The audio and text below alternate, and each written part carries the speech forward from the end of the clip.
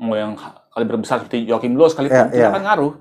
Jadi kita pun tahu dari dulu kan bangsa Benaskum dan mungkin Huistra dan kawan-kawan ini kan tidak pernah benar-benar kayak dulu Will Kluver ya. Belanda dengan total football, kita berharap kemarin ada Huistra membuat sepak bola kita jadi total football gitu kan. Dengan adanya Jerman Bernasum dulu sepak bola kita staying power gitu kan. Tapi kan tidak semuanya terpenuhi gitu. Keluhan dari setiap pelatih asing yang memegang timnas semua bilang kita punya fisik selalu tidak sesuai standar internasional lah. Seperti itu. Dan memang iya terbukti benar kan juga di Mas Thailand selalu dibilang kan fisik selalu menjadi masalah. Oke, sekarang bagaimana kita memperbaiki soal itu dari apalagi kita banyak pemain naturalisasinya dari Belanda. Kenapa bukan Belanda saja yang kemudian diambil gitu kan? Mestinya seperti itu. Karena bukan Jerman ya, bukan Jerman tapi Belanda gitu. Belanda kan ada perang Raikat bisa diperdayakan Ruth Gullit misalnya, atau pemain keturunan Indonesia lah, Giovanni Pambrongkos gitu kan yang punya darah Maluku. Ketimbang satu orang besar megang sebuah Indonesia, kenapa nggak kita bisa ambil pelatih dari berbagai negara di Eropa Barat, misal daerah mana yang menghasilkan back bagus, Medan, di mana kita kasih pelatih Itali karena Itali selalu melahirkan pertahanan yang bagus, terus di mana yang kita selalu lahir sayap Maluku, kita kan itu Portugal atau Belanda, baru ntar misalnya udah jalan 5 tahun, lalu kita bisa target lah, wanita kita minimal mesti juara SEA Games. Itu baru memungkinkan. Ini belum ada liga udah akhir di sini.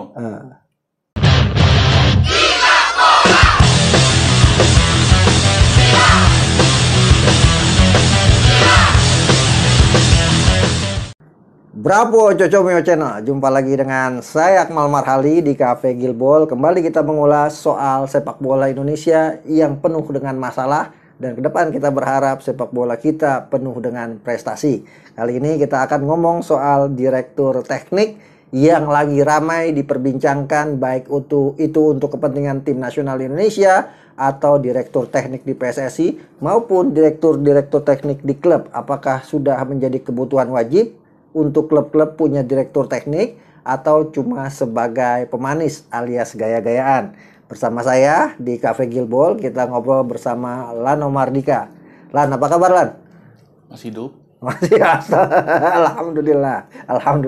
Lan, ini lagi rame nih katanya tim nasional Indonesia atau PSSI ingin mengambil direktur teknik untuk tim nasional, menggantikan posisi Indra Safri yang ditugaskan untuk fokus melatih tim nasional U23. Hanya untuk tim nasional doang, nggak untuk sepak bola Indonesia? Untuk tim nasional sepertinya ya. Kabarnya kan dengar-dengar katanya dari Jepang, kemudian ada dari Korea isunya, ada dari Jerman, ada dari Belanda tapi kemudian ini kan masih ramai siapa yang kemudian akan dipilih oleh Erick Thohir, tapi belakangan Ketua Umum PSSI menyatakan akan bulan Juni ini akan terbang ke Jerman untuk mengambil direktur teknik untuk PSSI gitu. Kalau saya lihat ya, agak salah kaprah Indonesia soal dirtek ini. Mestinya dirtek tuh nggak cuma ngurus timnas, tapi ngurus sepak bola Indonesia secara keseluruhan. Artinya dia menentukan arah atau kultur bola Indonesia ini mau kemana di bawahnya. Seperti kayak inilah, kita tahu misalnya Portugal. Dia tiap tahun selalu melahirkan pemain sayap kan. Terkenal dengan bola-bola sayapnya. Ya kan? Atau misalnya Italia dengan selalu ada back-back baru. Ya kan? Artinya selalu satu negara punya satu ciri khas kan. Nah, Indonesia juga punya ciri khas. Apa itu? PSM Makassar selalu melahirkan gelandang-gelandang bertahan.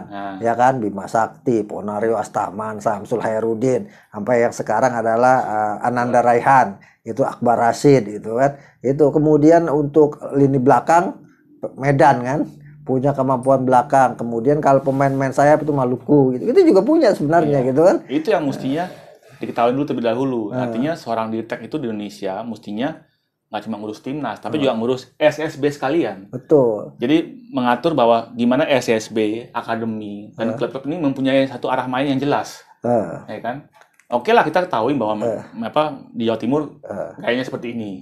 Mungkin di Sumatera Utara gayanya seperti ini. Tapi kan mesti ada satu benang merah bahwa setiap daerah ini punya satu gaya main yang sama semuanya. Nah, itu yang mesti ditemukan dulu. Tatanya kita udah punya yang namanya Villanesia gitu kan. Nah, kita udah punya yang namanya Villanesia yang dijadikan sebagai kurikulum pembinaan usia muda. Tapi kan pelaksanaannya di lapangan belum begitu dirasakan oleh seluruh elemen, utamanya di grassroots ya. Apa karena mungkin di grassroots ini kan ya apa namanya tidak terverifikasi lah.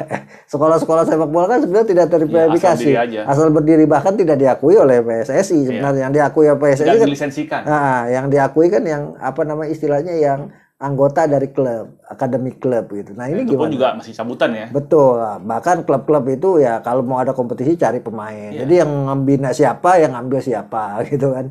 Nah, ini problem gitu. Jadi tugas direktur teknik yang paling utama itu apa sih yang untuk sepak bola kita ini? Pertama dia harus membuat sistem pembinaan yang jelas. Iya. Jadi dia harus memberitahu kepada klub-klub Indonesia, baik Liga 1, Liga 2, Liga 3 dan seterusnya. Oke, saya mau seperti ini di tiap klub. Ada pembinaan seperti ini. Standarisasi ya. FO2 Max harus sekian gitu kan. Kita perlu tahu kan Indonesia ini kan keluhan dari setiap pelatih asing yang memegang timnas semua bilang kita punya fisik selalu tidak sesuai standar internasional lah. Seperti itu.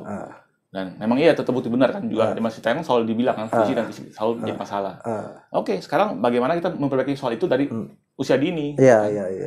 Nah, itu yang mestinya termasuk teknik dasar ya. Teknik dasar kita kan masalah tuh kan katanya apa namanya passing bener. Ya, crossing bola atau passing bola yang naik ke atas gitu kan. Ini kan problem gitu kan. Nah, apakah itu harus dikerjakan oleh seorang direktur teknik? Ya di lapangannya tentu tidak ada semata kan. Mestinya semua pelatih lokal yang Indonesia mendukung program itu. Makanya kan seyogyanya kalaupun misalnya kita ambil orang baru dari luar, itu tidak akan langsung serta-merta langsung hasilnya ekspres atau langsung instan, pasti kan butuh waktu. Nah, kalau saya nih di PSSI diberikan kemenangan untuk menunjuk dirtek, saya akan ambil pelatih yang sudah mengetahui tentang iklim bola Indonesia. Oke lah, mau asing lebih baik, oke. Tapi ambil asing yang sudah paham bola Indonesia khususnya. Oke, dalam hal ini mungkin misalnya Sintayong. Kenapa kan dia aja jadi dirteknya? Dia memberikan arahan kepada semua pelaku bola Indonesia. Oke, saya mau main bola Indonesia seperti ini untuk jadi Sintayong jadi profesornya pelatih sepak bola di Indonesia gitu. Padahal Sintayong selama dia jadi pelatih timnas dia belum pernah tuh berdiskusi dengan pelatih klub gitu kan. Nah, itu kan harusnya ada juga kan gitu kan. Ada yang memfasilitasi ada forumnya mestinya. Ada forumnya untuk berdiskusi sehingga kemudian apa yang diinginkan Sintayong bisa tercapai lewat klub-klub kan gitu kan. Nah, ini kalau kemudian bicara direktur teknik kita pengalaman ya. Kita pernah punya direktur teknik dari Jerman, Benasum. Kita pernah punya direktur teknik dari Belanda, Huistra. Ya kan? Dari Iran pernah. Dari Iran. Terus dari dulu siapa yang dari Sampdoria tuh? Oh iya, gitu kan. Romano Mate, ya kan, pelatih dan sebagainya. Karakter mana yang pas buat sepak bola Indonesia dari dari filosofi yang ada ya? Apakah Jerman, Belanda? Karena kita Benasum nggak dapat apa-apa kita kan, Huistra Belanda nggak dapat apa-apa gitu kan, cuma sekedar ada, kemudian tidak maksimal lah untuk kemudian membangun kultur sepak bola. Misalnya Belanda dengan total football, kita berharap kemarin ada Huistra membuat sepak bola kita jadi total football gitu kan.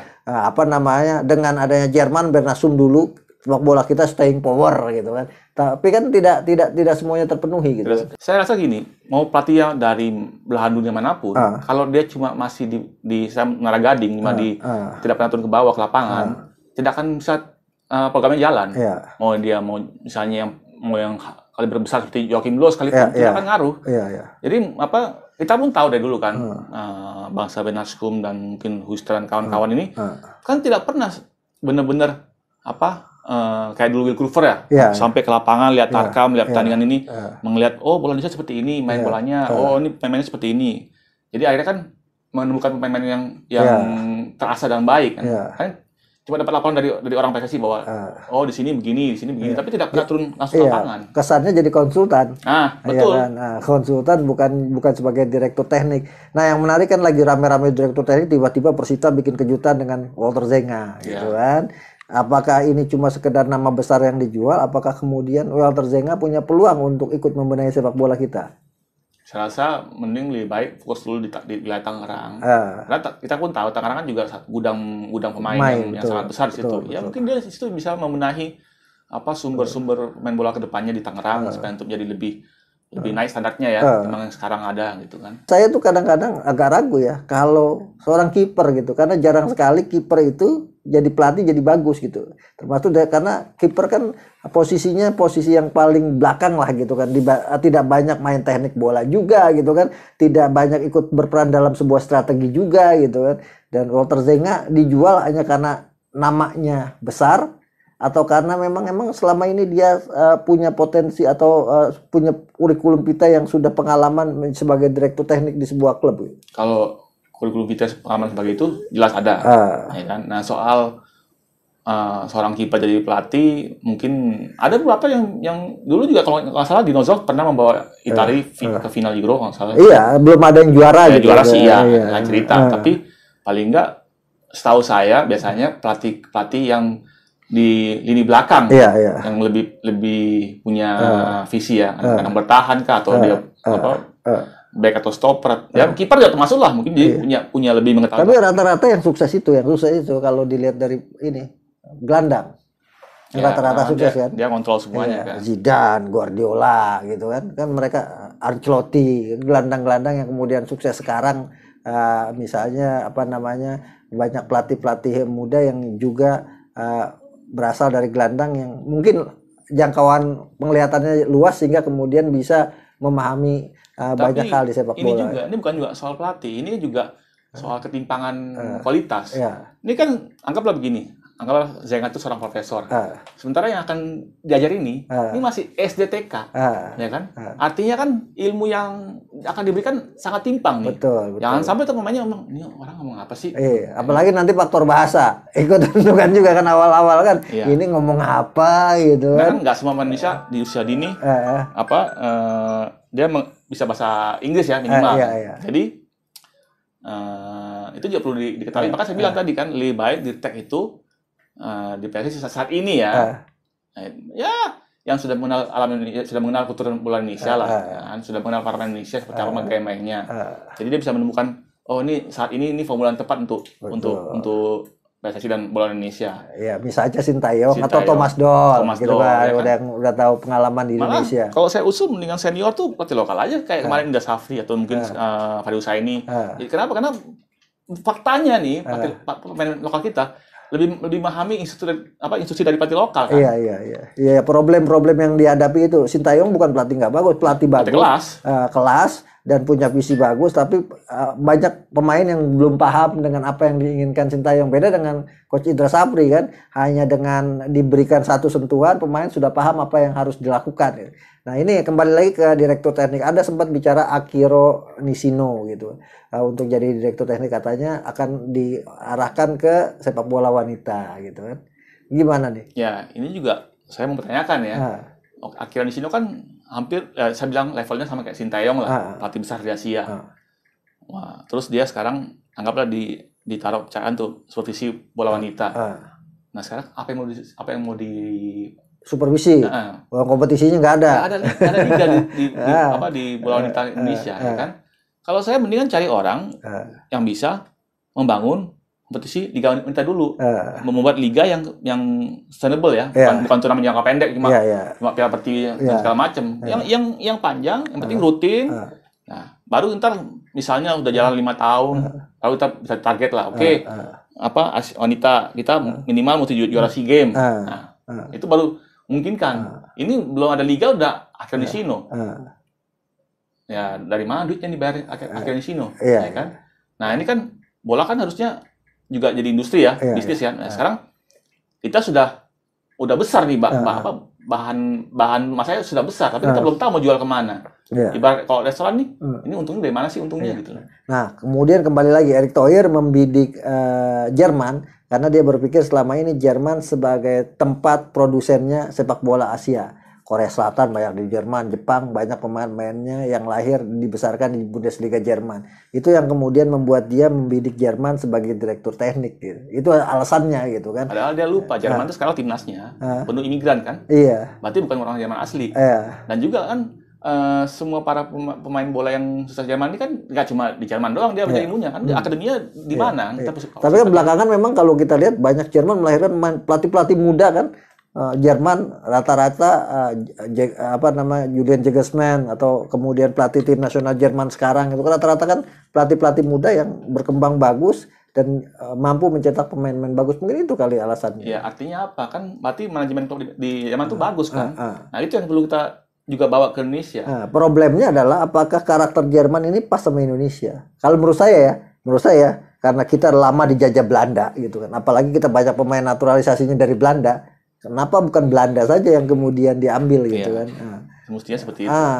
Karena bukan Jerman ya, bukan Jerman tapi Belanda gitu. Belanda kan ada perang Raikat, bisa diperdayakan Ruth Gullit misalnya, atau pemain keturunan Indonesia lah, Giovanni Pambrongkos gitu kan yang punya darah Maluku. Atau misalnya gini, ketimbang satu orang besar megang sebuah Indonesia, kenapa nggak kita bisa ambil pelatih dari bagian negara di Eropa Barat, misalnya daerah mana yang menghasilkan baik bagus, Medan. Di mana kita kasih pelatih Itali, karena Itali selalu melahirkan pertahanan yang bagus. Terus di mana yang kita selalu layar sayap, Maluku. Kita kali ke Portugal atau Belanda, atau misalnya kita gelandang bagus Spanyol. Latih di Jawa Timur.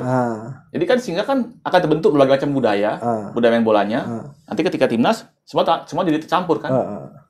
Dan apakah kemudian biayanya cukup besar kalau kayak gitu kan? Tidak perlu pelatih yang tadi saya bilang kelas profesor yang akhirnya Nishino atau ini. Sekarang Indonesia ini pemain bolanya masih level SD, ya kan? Kita nggak perlu ambil pelatih yang profesor, ambil aja dulu SMP atau SMA.